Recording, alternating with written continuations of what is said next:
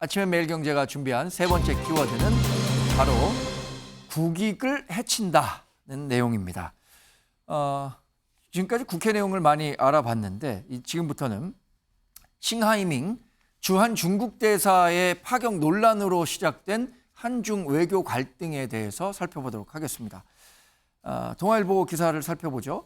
정부, 중국의 고압적인 언행을 좌시 안 하겠다. 국민 자존심 세우는 외교로 돌아가겠다라고 했는데 대통령실이 중국 싱하이밍 대사의 발언에 관련해서 이것은 가교를 넘어서 국익을 해칠 수 있는 행위다라고 강도 높게 비판을 하고 나선 거죠. 윤영걸 대표님, 사실 이 논란이 글쎄요 이제 잠잠해지는가 싶었는데 다시 이 대통령실이 나서서 중국의 외교적 행보에 대한 비판을 하고 나서니까 다시 좀 재점화되는 느낌이에요. 그렇죠.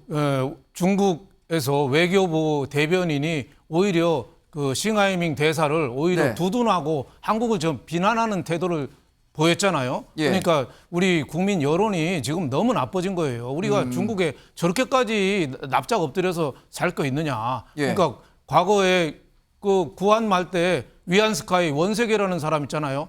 나이 20대에 우리나라에 12년 있으면서 대원군 납치해가고 그 왕을 조롱하고 마음대로 했잖아요. 12년간 20대가 와가지고 지금 그 사람하고 지금 무슨 차이가 있냔 말이에요. 그래서 지금 우리 국민들이 여론도 안 좋고 하니까 대통령실에서 좀 나선 거 아니냐. 그래서 어제 김석기 국민의힘 의원도 얘기했잖아요. 외교적 기피인물로 지정하자, 추방하자 이렇게 했는데 외교적 기피인물도 캐나다에서도 중국 외교관에 대해서 한 번 한 적이 있어요. 그렇게 하면은 외교적 기피인물이 되면은 대사에 대해서 면책 특권이 없어집니다.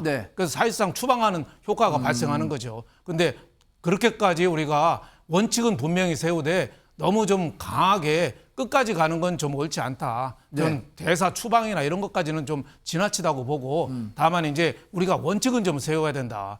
그래서 지난번에도 그 계속 그 문재인 대통령 가서 혼밥 먹은 거나 우리 기자단 따라가서 폭행을 당하고 실명 위기까지 되는데 우리는 눈치만 봤잖아요. 그리고 뭐 산불 에다가 또 약속이나 하고 저 자세로 보이니까 중국 측에서 봐서는 저 한국 저 나라는 밀면 밀려. 근데 윤석열 정부 와서는 왜 미는데 안 밀리지? 그러니까 한번 본때를 보여주자. 지금 중국이 나선 거예요. 그러니까 우리가 원칙은 분명히 세워야죠. 중국에 대해서 단호한 태도 용납하지 않아야죠. 다만 이제 우리가 경제 관계나 밀접한 관계도 있으니까 단호한 태도는 보이되 대화나 우리가 협상은 꾸준히 좀 재개하는 게 좀 옳다. 너무 일방적으로 강경만 나가는 거는 좀 좋지 않게 보인다. 지금 중국이 보이는 거는 한국을 우리 대통령 대만에 대해서 얘기했다고 불타 죽을 거라고 외교부장이 얘기했잖아요. 근데 우리가 거기에 똑같이 대응을 해야 되느냐. 물론 캐나다나 호주는 중국이 세게 나오니까 같이 맞불을 나가지고 오히려 중국을 눌러놨어요. 하지만 한국도 그렇게 하는 자세는 필요한데 우리가 대화와 그 강경 노선 좀 양측을 병행하는 게 좋겠다. 이런 생각을 해봤습니다. 기사 내용을 살펴보고 대통령실의 정확한 워딩을 한번 전달해 드리면요. 대통령실 관계자가 기자들을 만나서 이런 얘기를 한 겁니다. 본국과 주재국을 잇는 가교 역할이 적절하지 않으면 본국과 주재국의 국가적 이익을 해칠 수 있다. 또 외교관은 주재국 내정에 개입하면 안 된다고 비판한 건데 대통령실이 직접 특정 국가 대사를 비판한 것은 이례적이라고 설명하고 있습니다. 국민일보도 관련한 내용을 싣고 있는데요. 싱하이밍 대사가 결국에는 이 두 나라의 국익을 해치고 있다. 그래서 여당, 국민의힘 내에서는 싱하이밍 대사에 대해서 추방 조치를 해야 한다라는 강경한 목소리도 나오고 있다는 거죠.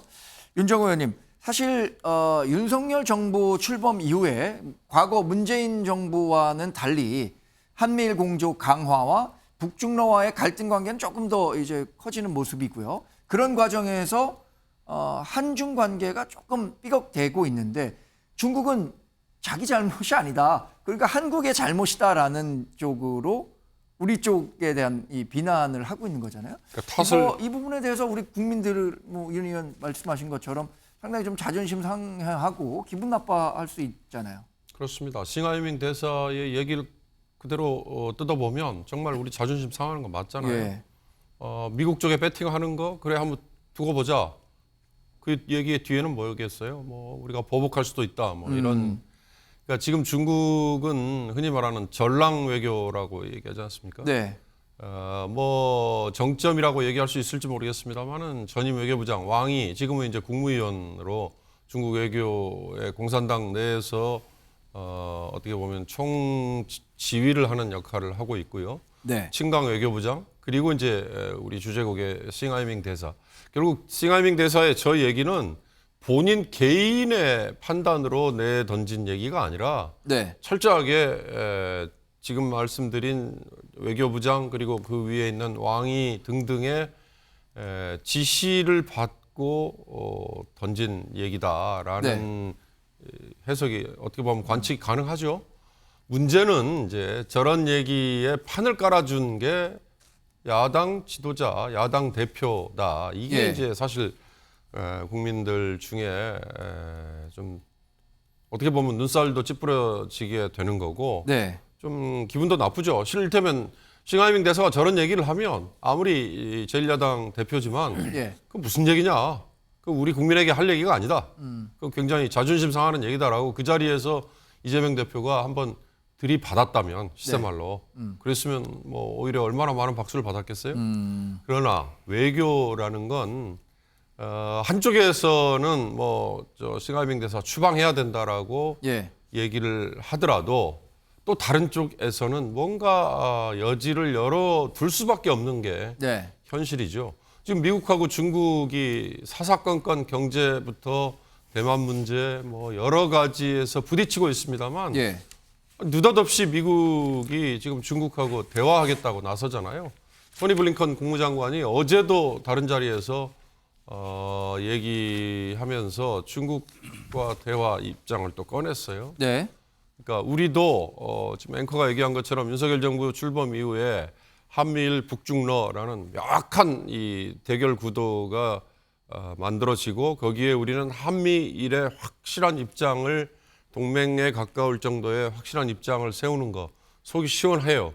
그러나 문제는 그 이면에 중국과의 갈등이 이렇게 표면화되는 건데 이 네. 갈등이 표면화되더라도 미국처럼 느닷없이 강대국 둘은 싸우다가 갑자기 손을 잡아버리면 그 뒤에 그냥 줄 따라가 있던 우리가 네. 여지를 열어놓지 않을 경우에는 우리만 더 황당해진다. 왜? 우린 중국과의 경제적인 교류라는 현실이 있기 때문에 이게 그런 점에서 저는 윤 대표께서도 말씀하셨습니다만 강온 전략이 함께 구사가 네. 돼야 된다. 그 얘기로 맺겠습니다.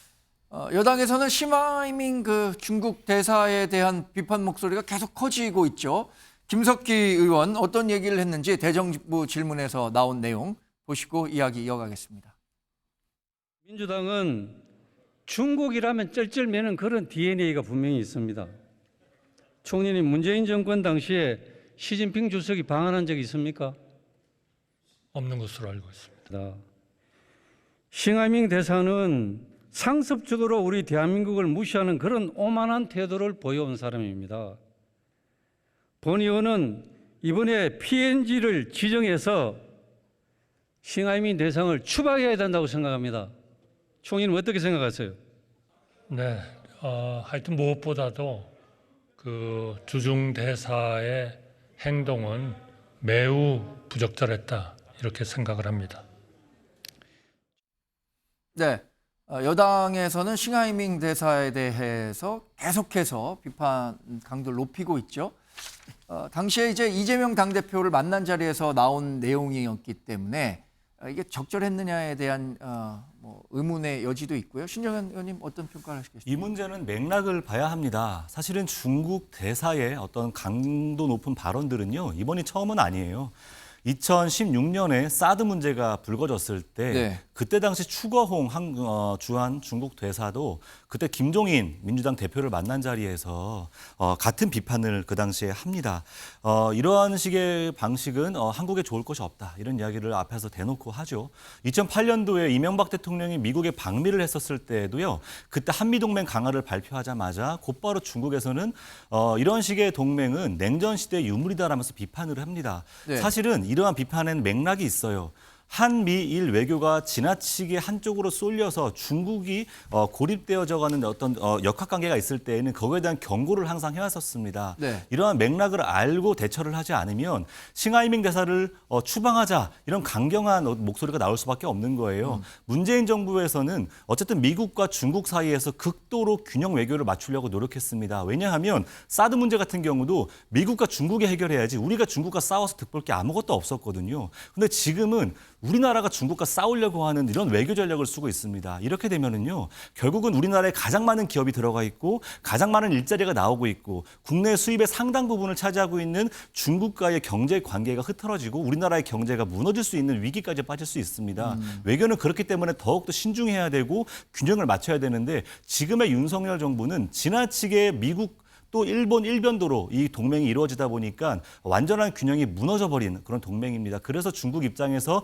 이런 어떤 우리가 봤을 때는 비상식적인 대응을 했지만 맥락으로 봤을 때에는 이 동맹의 균형을 맞춰달라라는 중국의 입장으로 이해해도 될 거라는 생각이 듭니다. 네, 신 의원님. 그런데 그 중국 이 지금 외교 갈등이 불거지는 문제에 있어서 이거 단초가 된 거는 분명 그러니까 중국은 지금 한국의 잘못이라고 우리에게 몰아세운 건 아닙니까? 이런 과정에서 나오는 발언들이었기 때문에 물론 뭐 말씀하신 것들에 대한 큰 흐름은 이해하겠습니다만 중국이 너무 우리나라에 고압적으로 대한다는 지적은 피할 수 없을 것 같은데요. 네, 그러한 지적은 비판해야 마땅하고요. 우리나라는 독립국가, 자주국가로서 그러한 잘못된 언행에 대해서는 거기에 응하는 충분한 대응을 해야 합니다.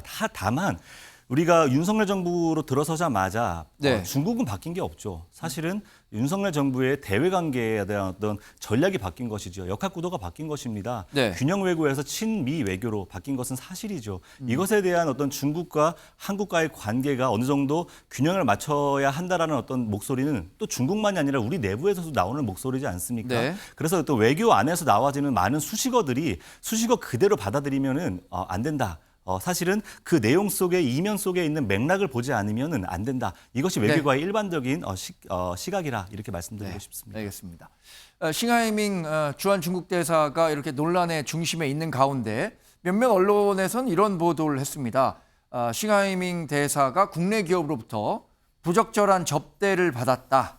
또 다른 기업으로부터 골프 접대를 받았다. 이런 얘기들이 나오고 있는데 주재국 대사 본연의 역할을 충실히 하는 것은 뭐 이해를 하겠습니다만 뭐 이 양국 간의 관계를 해치는 일이 있어서는 안 되겠죠. 이렇게 출구가 안 보이는 한중 외교 마찰 어떻게 흘러가게 될지 그 분수령은 어떻게 될지에 대해서도 관심이 높아지고 있는데 한국일보 기사를 살펴보겠습니다. 한중 외교 마찰은 다음 달 열리는 외교회담이 성사되는 것인가의 시험대가 될 것이다라고 보도를 했습니다.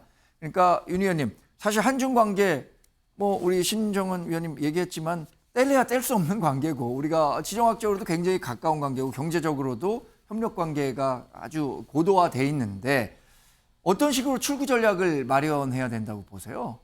아무래도 뭐 강대 강으로서는 뭐 해결책이 없다고 봅니다. 저는 네. 그 외교는 축구가 아니다 이런 말씀을 드리고 싶어요. 예. 축구는 왜 우리가 이스라엘의 3대1로 뭐 청년들 지긴 네. 했지만 몇 대 몇으로 지고 이기고가 딱 나오잖아요. 예. 근데 외교는 승패가 아니라 그냥 득점이에요, 득점. 그러니까 우리가 완전히 이기고 완전히 지는 건 없다. 그래서 우리의 입장을 분명하게 좀 보여주고 저 중국도 너희들이 잘못한 거는 이런 게 있지 않느냐. 설득의 노력을 좀 계속해야 되고 그동안에 우리가 너무 저자세 외교를 했다는 거는 우리가 네. 좀 반성을 해야 될 부분이 있고 중국도 전랑 외교라고 그래서 늑대 외교 세계 각국을 다니면서 어떻게 보면은 뭐 공자방 같은 것도 학원도 설치하면서 예. 그 여러 가지 스파이 노릇하면서 여러 가지 많이 하잖아요. 거기에 대해서 우리가 분명하게 단호하게 좀 지적할 거는 지적을 해야 된다 이런 생각이 들어요. 아까도 뭐 신 의원도 말씀하셨지만 중국이 저렇게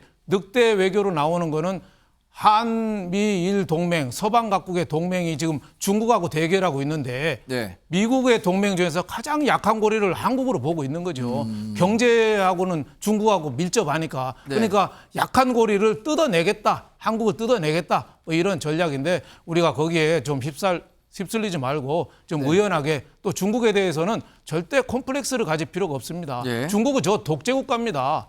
대학 입학 시험에 시진핑 교시 갖고 시험 문제 내고 그거 갖고 평가하는 데예요. 예. 저기는 천안문 뭐 기념식도 못 하잖아요. 독재국가고 공산국가고 미래가 저는 국민의 자유나 이런 민주하고는 거리가 먼 아주 저는 후진국이라고 봐요. 네. 그런 나라에 우리가 감정적으로 대응하지 말고 의연하게 예? 시진핑 옛날에 왜 저 트럼프 대통령한테 가서 한국이 원래 우리 속국이었다고 그런 얘기 했잖아요. 네. 우리가 그런 거는 잊지 말고 하되 지나치게 강경 대응은 할 필요가 없겠다 이런 네. 생각이 좀 듭니다. 네.